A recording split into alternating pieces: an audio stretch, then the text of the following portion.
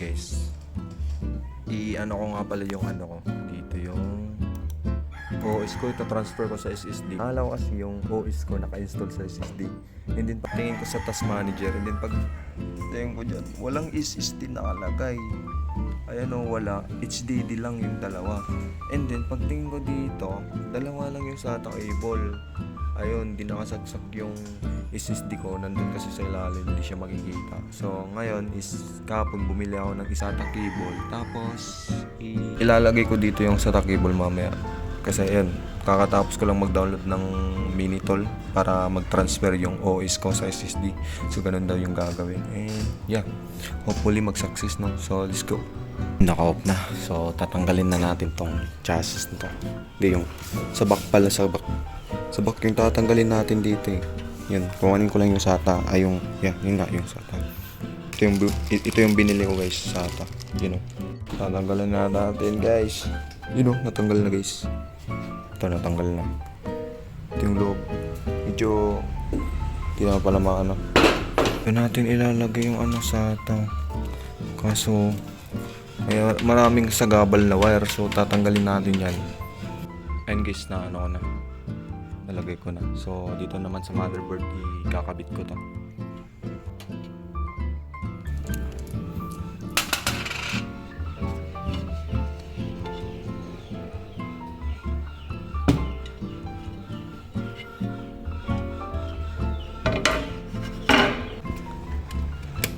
Yun, ganun dapat dul. Ayun na, nalagay ko na. Tatlo na yung SATA dyan. Na ano na yung SSD ko. So try natin yun no. Sana walang damage to ha. Ayun na, nagunda guys. You know. Kumana na guys. Tignan nyo naman eh. Nakabit ko na yung nakabit ko na yung tatlong SATA cable. Ayun o. Yeah, let's go. Ayun guys, na-on na natin. So pasensya na sa makalat kong disk. Ang kalat niya, naayusin ko pa yan. Ayun guys, na-format ko na. Formatting na.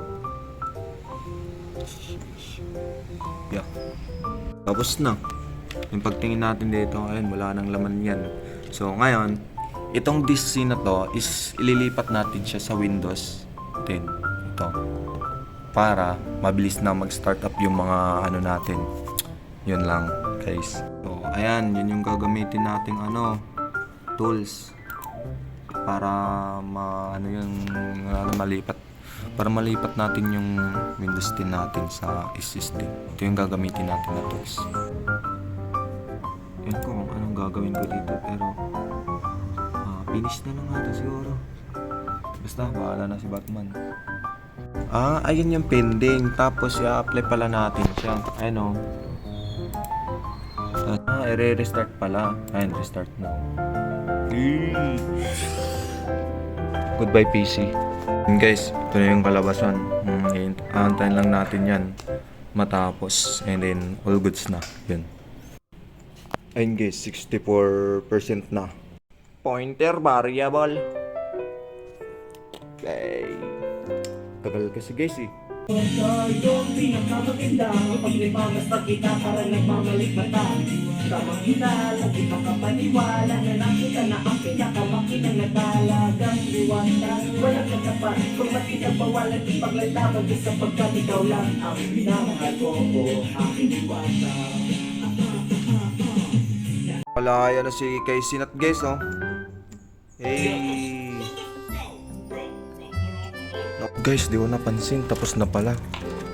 You know, it's time check. 4 PM.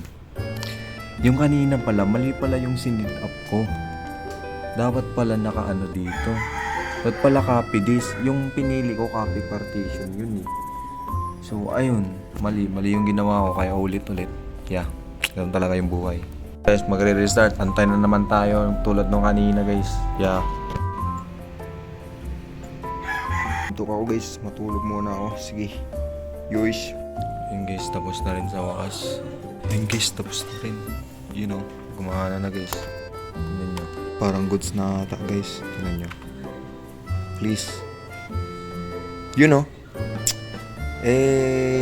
Ganun mag-fix lang. Okay na. Mabilis yan mag-boot guys. Tignan nyo.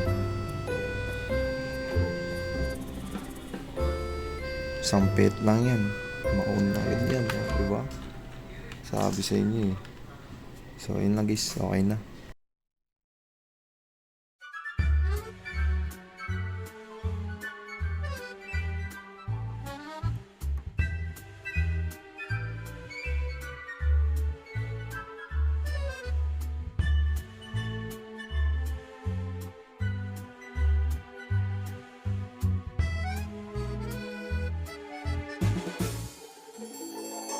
Live update. Nununod kay Jiski guys. You know, na-shoutout pa nga ni Idol. Hey! Subscribe dyan na, oh. Yan na, oh. Namami si Carlito ah. Ayos pala eh. Kuya Bis! You know, Loki. Mysterious guys. Yan. Napagod yung multo guys.